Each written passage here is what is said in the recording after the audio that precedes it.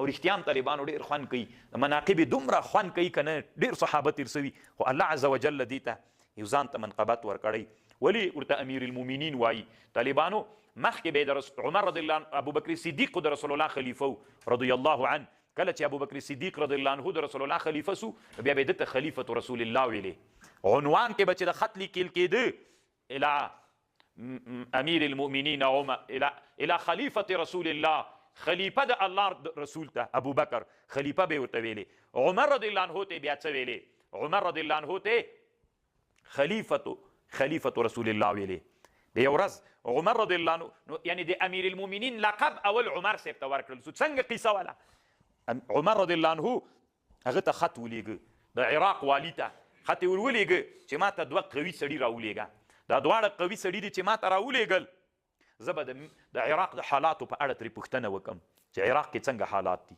خط چې ورولېږه نو د عراق والی 2 نفره راولېږل، یو لبید ابن ربیعه العامري او یو عدي ابن حاتم. دا دواړه چې را روان سول هغه ته راغلل مدینې منورې ته. دې وخت کې طالبانو د عمر صاحب دروازوان عمر ابن العاص ده، یعنی چې کله کوټې ته راننوځي باندې د دروازوان عمر ابن العاص ده، عدي ابن حاتم او لبید ابن ربیعه عامري دوی دواړه دلته ناست دي.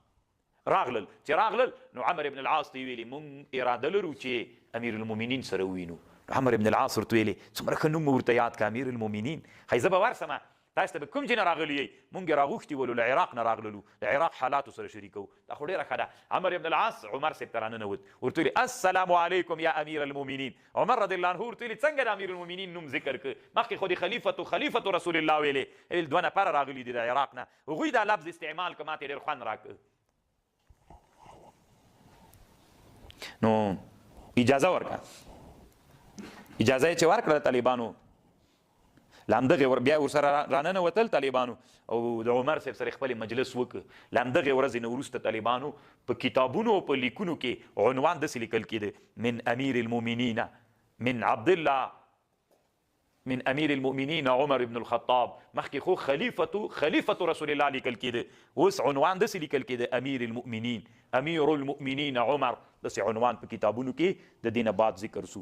نو اول هغه څوک چې په امیر المؤمنین ملقب سوی ده هغه عمر رضی الله عنه ده، یعنی د مسلمانانو امیر.